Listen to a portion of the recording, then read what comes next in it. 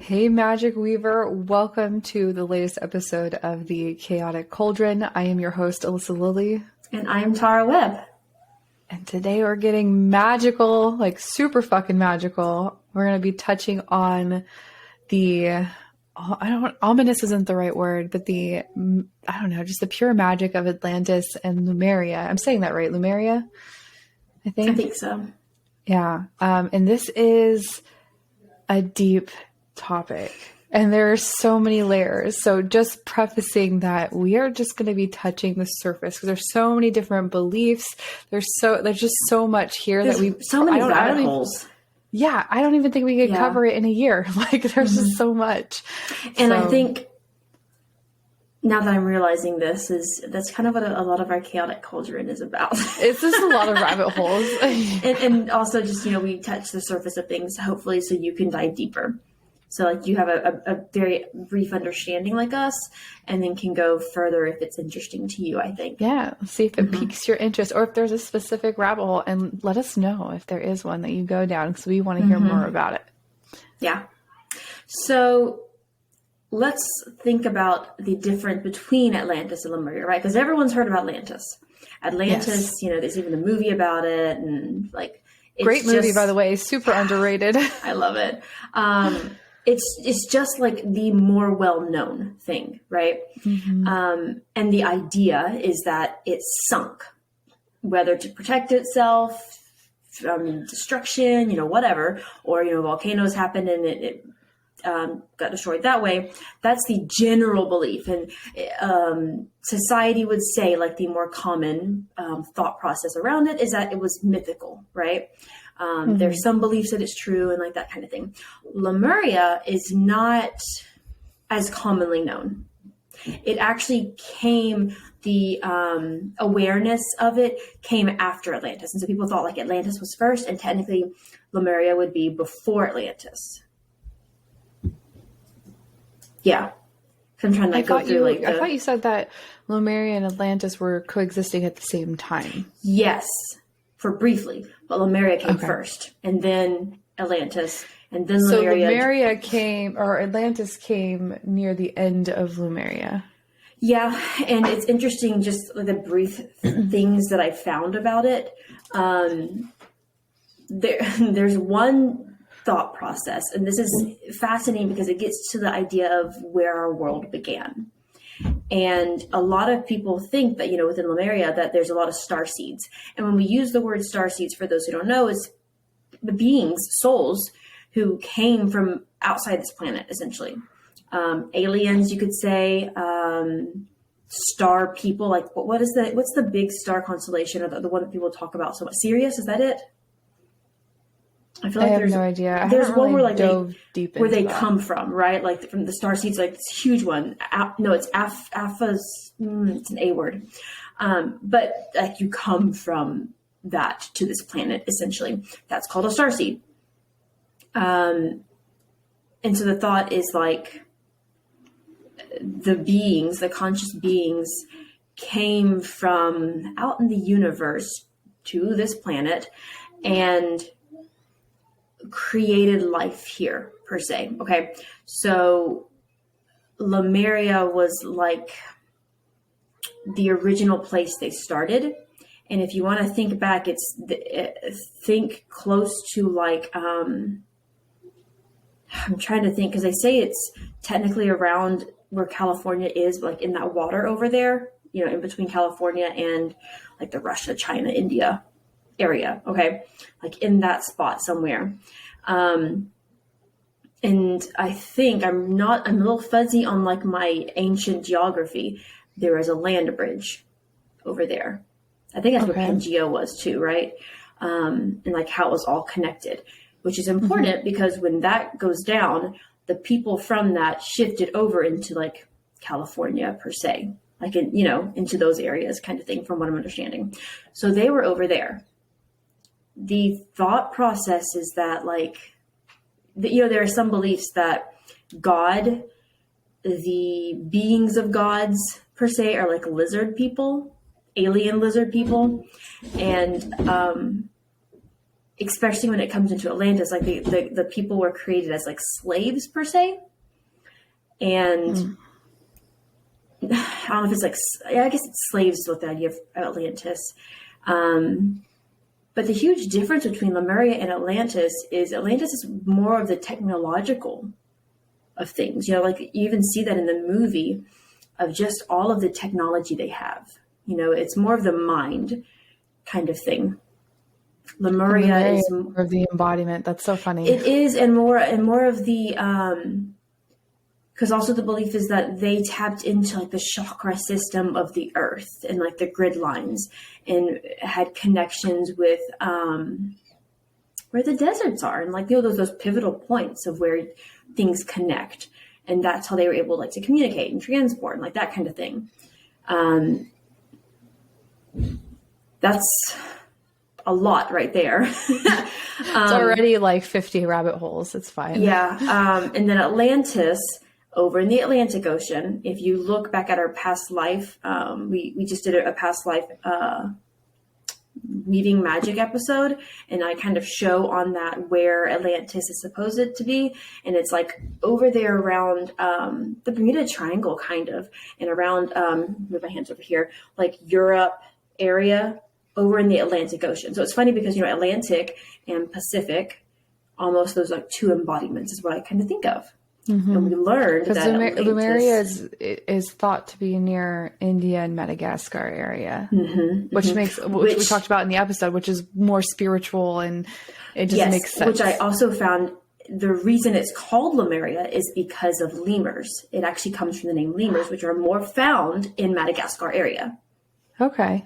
So lemurs are, I'm trying to see if I have the actual word for it. Lemurs actually, the word for lemurs is fascinating. Like what they actually mean, the person who named them that. Spirits of the dead. So the word lemur has its origin to the Latin word lemures, is what I'm guessing how you say it, meaning spirits of the dead. And this was given by biologist Carl Linnaeus because of their spooky appearance and nocturnal movement. So that's one way of like Lemuria, of how it the name came. Also, I didn't know this, Lemuria was also the name of ancient Roman festival of the evil dead, where people would try to appease ghosts by throwing beans at them. Beans? Beans. Fascinating. Beans. And so technically Atlantis is more of like that Greek thought because it came from Atlas. Atlantic Ocean came from Atlas. And we talked about that in the other episode of just how, you know, Atlas was carrying the world on his shoulders. And what did Atlas do? Didn't he was it that he gave them fire? That was Prometheus. What did Atlas do that angered the gods? I don't know. Everything angers the gods. We can look it up real quick though. How did Atlas anger the... Yeah, and so, you know, he carries the world on his shoulders. And he was a titan.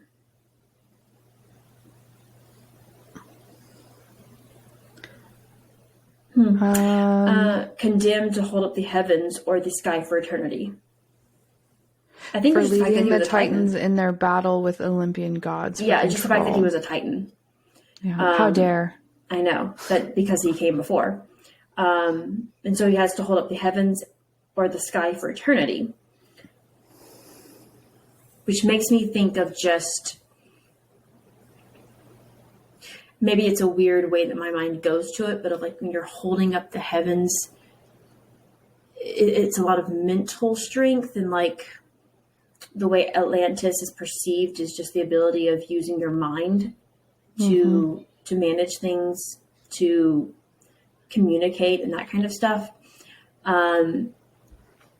The belief of, you know, the lizard gods per se has a connection. And there's a book that I just found out that I want to look into, but has a connection with the Garden of Eden, and how the snake Fascinating. the snake is actually aliens and how when they came down, they made more of like clothes, or like they wore things to protect their bodies here. And they would shed, also had really light skin, so like maybe they like shed from the sun. So it looks like a snake, and snake is also known for knowledge. Mm-hmm. The apple is also knowledge. And so when people from Lemuria came over, because I'm understanding, like I think they were the first people, and that I have to go back and read this book, because I listened to this video that briefly talked about the book, so it wasn't like I read it.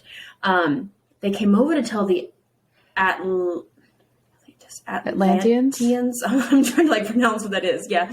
The Atlanteans, y'all are basically slaves doing what these people want you to do, i.e., giving the apple of knowledge. I want to make sure I'm following. Atlantis, the Atlantis people. Slaves the Atlanteans to were slave to who? Alien gods, because the alien gods, they were building. Yeah, because that's the whole story in Destruction too. Okay. Yes, but like they were creating the humans essentially, like trying to think of like technology, like a from incubator, like, kind of like they basically just made them. So if you think the way that the person connects it to is like Boba Fett, you know, it's creating things just constantly in his own image over and over and over, and that's kind of what they did, and they were slaves for them. And so part of the offering of like the Garden of Eden was Lemuria people came over and were like, you're slaves, you can get out of this. And the Eves, female or, you know, whatever, were, oh, okay, getting the Adams to listen, to take the apple, to go. Some did, some didn't, like that kind of thing. It wasn't like one specific Adam, one specific Eve. It was like the mindsets around it, I think. And, you know, then there's the question of like, well, they could just basically rebuild more. What does it matter, right? And that's where like they would destroy the plant that produced people, which has this massive explosion. But I could also see them like trying to destroy Lemuria first because they're angry, which makes me then think of like Pharaoh and the Bible. It does. Take There's my a lot people of away. parallels there. Mm-hmm. So that was like a huge just rabbit hole of just wow of trying to like figure that out too. And what I think is fascinating, because it's something we talked about in our past life, Weaving Magic podcast episode, of the rise and fall of civilizations, right? And if we're looking at Lemuria being over on the West Coast area, and that is where like a bit of the mysticism of things, right? And the East Coast area being more of the mind. Well, if we look at the United States, it's very much that now too. Because technically they say like Mount Shasta in California would be where Lemuria was, or, you know, how it formed into that, like it merged into from like the volcanic eruptions and that kind of stuff. But even so, even if that's not true, let's just look at how those two areas are like the mind is over in the East, and the more mysticism and like that kind of thing is more in the West, just within our country, also in the world. Yeah, I feel that so deeply, because I feel like when I was in New Mexico specifically, there was such a kindness and reverence, and spirituality was more welcome. And even being like visiting California, it's very much that same vibe there. But then coming over to Indiana, I feel like if you get into like Reiki healers or the spiritual realm over here, it's almost competitive. Yep. Like, I can't teach you because then I'm trying to compete with you, and it's more mental versus, oh, wow, this is resonating deeply. I mean, also thinking about the Salem witch trials and where they started within the U.S. Yep. You know, going over there. And that's not to say, because there is, what is the valley called in California? The Tech Valley? Oh, I don't know.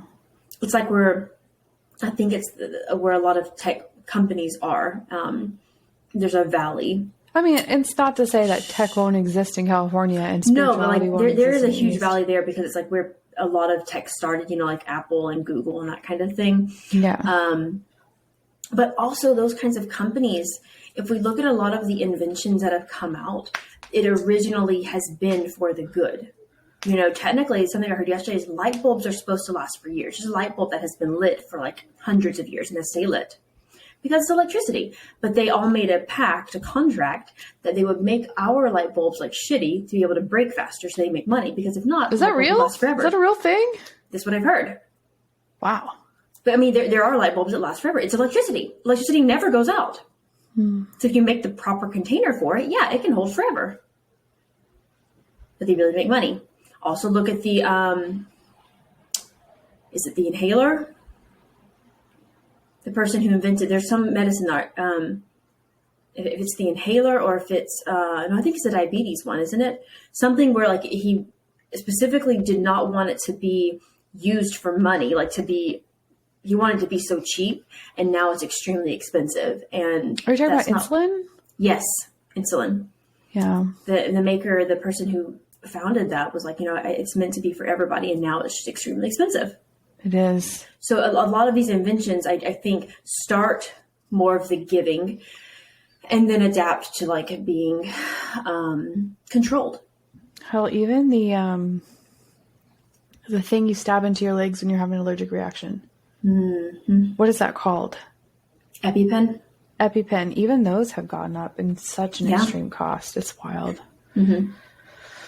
And it kind of makes me think of like, during Egypt time, there's a lot of what I believe technology too. It could be like another rebirth, you could say, right? And I wonder if there were things being built there, like that technology of rebuilding and building humans per se, because we're doing that now in a sense. We're trying in some ways to make a human without a person, Yeah, and we're so also it's like trying to create, I wouldn't even say, yes, humans, but just like functioning organs and things like that. I'm not slamming that by any means, but there has been a lot of involvement around like making human hearts that work. And see, growing them. That once again, that's where we start with like the idea of good, of how it starts off versus the warping of it. And what I learned about the person who's like mentioning Boba Fett as like the example of making in his image or whatever, is Boba Fett literally means good and bad, depending on, what side you're on. It's good, perceived, or bad. Like he's doing the good thing or the evil thing. And that's very much of how the world is in general too. Like being able to step above that and see, God, that's a really shitty thing. But I can see their perspective, even if I don't agree with it. Like even some of the most horrible things, like when, murder, those kinds of things. It's you almost don't want to see their perspective, but that's, I think, how we heal the world, is seeing it, not agreeing with it and saying, I get it. I think it's wrong and they should be punished for that, right? But I do see what was going on in their mind, because we have to be able to relate, to just understand, to then move past that. Yeah. Yeah, people snap sometimes. Also, people are abused or taken advantage of, and sometimes you gotta do what you gotta do. Who am I to judge? So, not to get down a dark path hole there. I know, right? The other thing about Lemuria, I have to go back to my little, the untold truth of lemurs. It's just I think the connection, because I think within Lemuria, a lot of people also see the deeper connection with animals and like with nature, because that's where dolphins connected with us on a deeper level. And there's a lot of communication. I think we maybe also had the ability as mermaids, to be able to traverse both land and sea. That would be so amazing. Because that's more of connecting with nature, connecting with the body and that kind of thing, being able to shapeshift. Stay tuned for I wonder our if that would be a painful experience. Maybe it depends on your ability to connect with yourself and do it. Which makes me think of my book, whenever Ashlyn's shifting into the dragon. And in book 2, it talks about why her first dragon was a certain way and the second dragon's different, because she was able to shift, but it wasn't a more natural reaction, right? And the second one is more of her pure form as a dragon, because she was able to connect with who she was versus forcing it, Ooh, do tell me more about book 2, please. But I was going to say, stay tuned, because our next Chaotic Cauldron will be about mermaids and sirens and that kind of thing. It's going to be so good. It is. So what I also have heard is, I don't know who else hears this song, Old Lang Syne. Have you heard that song? You know that song, right? It's the New Year's Eve one. Should all acquaintance be forgot? Yeah. Yeah. Apparently, what's been said is that was the final song that was playing as Lemuria was singing. The tune, not the words, but the tune. And that's why when we hear it now, almost collectively, it's just like a drop, just like we all just almost feel connected to it and sad in a way, which is true. When I hear it, I'm just I like, never thought about that. It's something I have also heard. So there's this book that I have not read. My brother recommended it. The Legend of Altazar, the fragment of the true history of planet Earth. And it goes through, it is the tale of Lemuria and Atlantis detailing the fate of both of these great ancient kingdoms. But it like tells it in like storybook, I think. Because I have not read it and I've had it. And it's difficult to find. I was going to say, I might have to borrow it from you. So look, if you ever want to find like old books for a good price, go to abebooks.com or thriftbooks.com, and you can get like a lot of used. Hashtag not sponsored. Yeah, but also like really good places to search for books. I typically oscillate between them and Amazon and see, like, because sometimes Amazon is cheaper, but I oscillate between those, and sometimes I get books for like $2. Oh, and I'm sure you could get like really good, like. Oh, why am I struggling?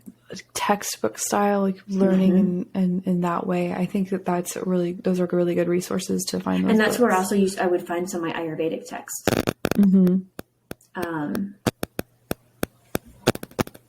Yeah, so that's a really good book that I recommend reading that I need to also read. Just because I've heard such good things about it. The other one, let me see. That I sent Alyssa a video about it, and it's called, if I can find it, something about Lemuria. Yeah, but the name of like the book, War of the Gods, Lemuria versus Atlas. I think it's like War of the Gods or something like that. I'm gonna hope that YouTube. We'll put it in the show notes.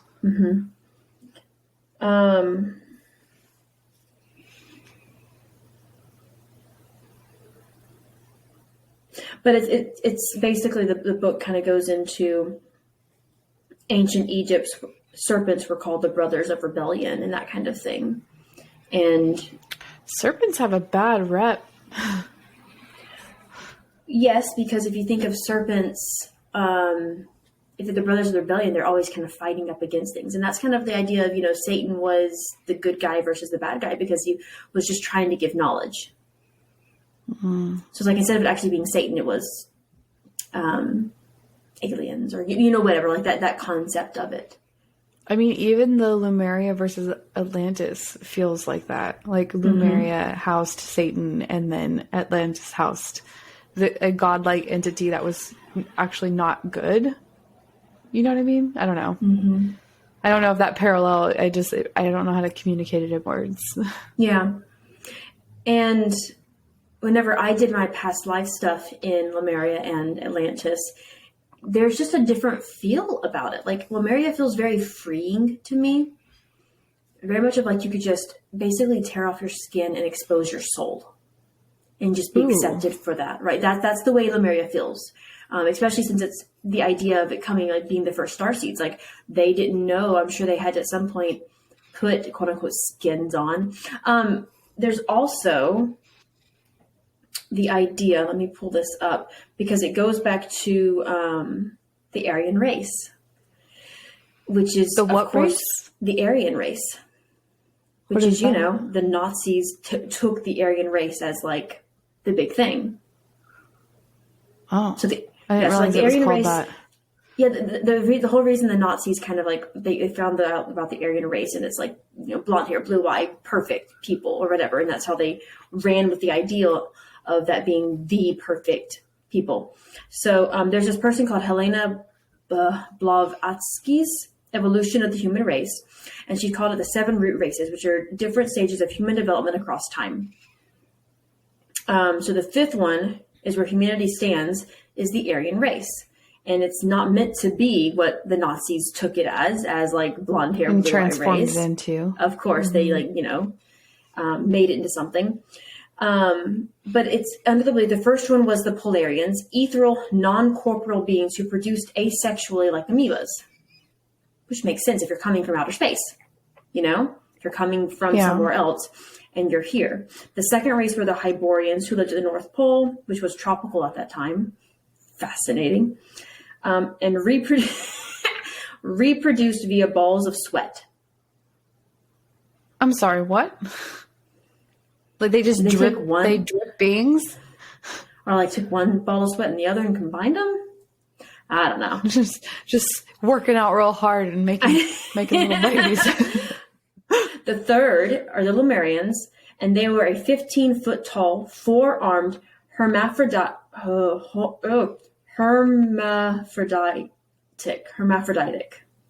Okay. being that laid eggs and coexisted with dinosaurs. Which makes sense. Of AKA dragons, but that's for another day. But like that makes sense of like the beings at that time. And originally they had only one eye, so there's a cyclops. Yep. And then they developed three eyes, which we also know in myths as well. And then which that third eye eventually turned into the pineal gland. Which is, yeah. And they eventually invented sex. Great. Thank you for that. Because I think they got tired of laying eggs, maybe. I don't know. But like that was like an evolution of, and that is a deeper connection within the body too, right? The fourth was the Atlanteans, of whom most know about. And they were the first to develop speech, and their language was the basis for Sanskrit, which is fascinating because technically you'd think that'd be Lemuria over there near India. By India. Mm-hmm. Mm-hmm. But, I think when everything like the land bridge collapsed and like all this kind of stuff with Pangea, I think just, everything commingled. And I was going to say, yeah, because if Lemuria was coming to Atlantis with this wisdom, obviously some of that would have went with them. Yes. And, also I think that Lemurians didn't need to talk. They could communicate via telepathically because they had that ability. And also like, I see this a lot with my son, obviously, because he's nonverbal, but there is just a way of communication that just don't need words. I don't know. I feel like he communicates when so they're much. Safe. Huh? When someone's safe. Yeah. Which is the feeling of Lemuria. Mm-hmm. Mm-hmm. You're able to read body language. And I think that's why he doesn't talk, because he does know. He reads books and, he does communicate a lot, but it's just like he knows the words and he can follow instructions and he understands what you're saying, but he doesn't feel the need to speak because he communicates physically. I don't know. It's just fascinating to me when you said that. And, just like,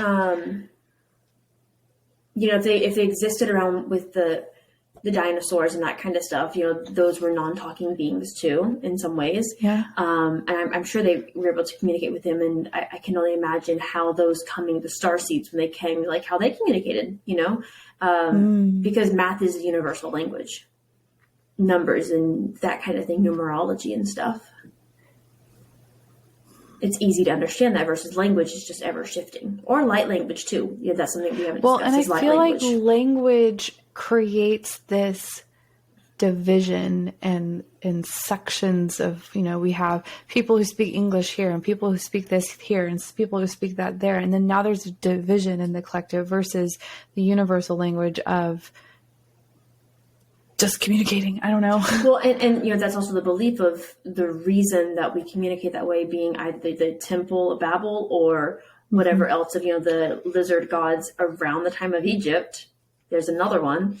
They destroyed the ability to have that kind of language and made it difficult because there was going to be another uprising.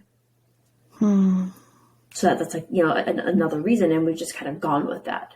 Why is there so much, even today, I don't know. I feel like there's this weird, I don't want to say power, but energy that is just at constant work to keep the division. Because even people who are on the same page create divisions within itself. Like, for example, Christianity. How many denominations of Christianity are there? And there's some that hate each other, like Baptists versus Catholics versus this versus that. And it's like, why are we creating more division amongst the division that's already there? I don't know. I mean, that goes into if you believe the good versus evil mentality, or if you're like in the Matrix and they're trying to keep us from communicating with each other. Like it depends on, which area. Yeah, definitely. But the Matrix theory always trips me up because I don't know.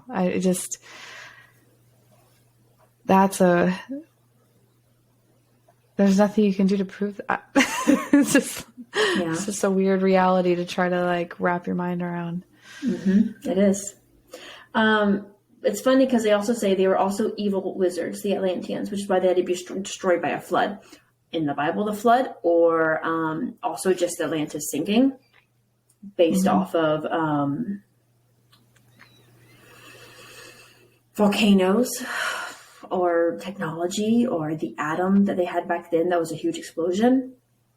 Because what the video that we have in the show notes, the guy says that even indigenous cultures have stories of when the sun like would go around really fast because it like reset everything in a sense because of this huge explosion. It like corrupted and like messed up things. The fifth race was, of course, white people, quote unquote. But I don't think it necessarily and I don't think the perception would be white people in my mind. I don't know why it just says white people. I feel like there has to be more behind that because that just doesn't make sense how you can go from like Lemurians to Atlanteans to white people. To Aryans. Yeah, I feel like there's Aryans, there's something like that weird. Is very strange. Yeah, like with the Aryans, like what that actually means, because there doesn't say much about it here, so it just feels just kind of very cut short. The sixth race will be androgynous ghosts who live in Baja, California. My people. And nothing is known about the seventh final stage of human development. That's cool. White people. I think that's probably where a lot of because I know that I have received a lot of backlash because if you follow me on social media, I use term star being because it's gender neutral and it captures the radiance of a person. And I had people commenting about, asking if I knew about the systemic racism and white supremacy that is in the starseed theories and things like that. And I wonder if it comes from stuff like this, of like where it's perceived as better or because it was manipulated by the Nazis and things like that to be that white is this greatness. Interesting. Yeah. I wonder what the white supremacist thoughts around starseeds are, because to me that's just the idea is that if you're a starseed, you are better than. Oh. So that's where they're coming from. We've talked so much about how there's always like some kind of go into the 5D or go watch out for the rapture. Like there's always like some kind of thing of like you have to follow. In reality, there's just. Because whenever it's a superiority complex, they want to be right. It is, and whenever I do past life readings, there's a majority of starseeds. Some people believe that all of us are starseeds. All of us came from a different area. I think some of us actually came from Gaia, came from the Earth. Some came outside of the Earth, which is just as magical. It's not a better than. It's not a better than, because there's a more grounded that you have to Gaia entirely. And I would love to do a chaotic cauldron around flat Earth because it's interesting of like the concept of like where things come from. Because our one thing that we mentioned this of, I never learned that. Well, the one thing I did learn about our Earth and like the solar system is that we're revolving around the sun, right? But I never knew that we're speeding through the universe at Mach something, like that. It's intense. And all these are supposed to be going around this one thing, but going around this universe super fast. And we're all it's all just able to just be within itself, which is fascinating to me. And so looking at that concept of flat Earth and how there are multiple flat planets around flat areas of people coming over and that kind of thing. And yeah, because that's another rabbit hole, but it's just interesting of if starseeds are coming in, interesting of how you'd be able to land on a planet that's constantly moving. The universe is so beautifully designed, and there's so many pieces that even if one was missing, it would never work. It's just, it's so fascinating to dive into that rabbit hole. Like, Highly recommend how it. can we go to the moon and land back on Earth at the same place if we're moving so fast? Well, it depends from, I guess, yes, we're moving fast, but it depends on like your size and perspective and where you are, because it's like we have the sun, which is also moving, and then the planets going around, and then we have our galaxy that is also moving around. And so it's so fascinating to see that, yes, we're moving at this fast speed, but us right now in this existence, we don't realize or feel it. Yeah, and I wonder if there's actually a third feeling, and we'll talk about this when we do a flat Earth episode. Okay. That is not flat Earth. Pause that rabbit hole for next time. Yeah, like the thought being, if there's not flat Earth and there's not just the round Earth, that there's a mixture, because so much of our ancient wisdom has flat Earth mentality. So like a lot of the ancient knowledges of Egypt and Lemuria and Atlantis have this huge technology that we're once again kind of coming into, right? And so it's like there's all basis. I think we've talked about this before, of like things that are said are somewhat true in every nature. So I don't feel like we can ever debunk and like fully say, well, that was just what we thought in the past, right? There's truth to that, and it's hidden. And I think there's a mesh of things. There's not ever just, well, it's flat Earth and round Earth, and it's, aliens help build the pyramids versus white. We have there's never, it feels like there's just a blend of things. And honestly, we'll truly never know. Is how beautiful it kind of is. And that's the magic of like even these chaotic cauldrons. It's literally just exploring different ideas. And we have a whole podcast episode where we talk about ridiculous, no, I don't even remember the name of it, but we talk about flat Earth, we talk about the existence of dragons, and just allowing your mind to get out of these black and white restrictions and just expand and explore. And that's the whole point of this, right? It's just to explore all of these, I don't know, energies and magic, and the theory of, or I guess I don't know if theory, because there's not really any proof that I know of Atlantis or Lemuria, but that memory is there, and it had to have come from somewhere because we all collectively have dug up this information. And it's so fascinating for me. Like, I wonder what it was really like, because it's like telephone. Right. So these stories have been carried on and carried on and carried on, that it has to have morphed at some point, but we'll never know at what point that was or what morphed. Well, it's like looking at all the creation stories throughout everywhere. Yeah. That's exactly what that is. I mean, the Adam and Eve story of like, oh, that can connect to Atlantis. Or, the Norse mythology creation story and Yggdrasil tree. A lot of gods and religions have that same baseline of sacrifice and death and rebirth and, son of God or child of God and that kind of thing. Definitely. Be good. And I would say, as we're closing this out, of just, we have the links below that we kind of found to go deeper with it, but just play with like the existence of what it would be like to communicate with somebody and then just know what you're saying. Like, just without almost words. like just like look at them and just like there just to be a deep, it kind of makes me think of Avatar, of connecting to the tree in that sense. So just being able to. And I feel like we get glimpses of this because we do this as humans, but it's so brief.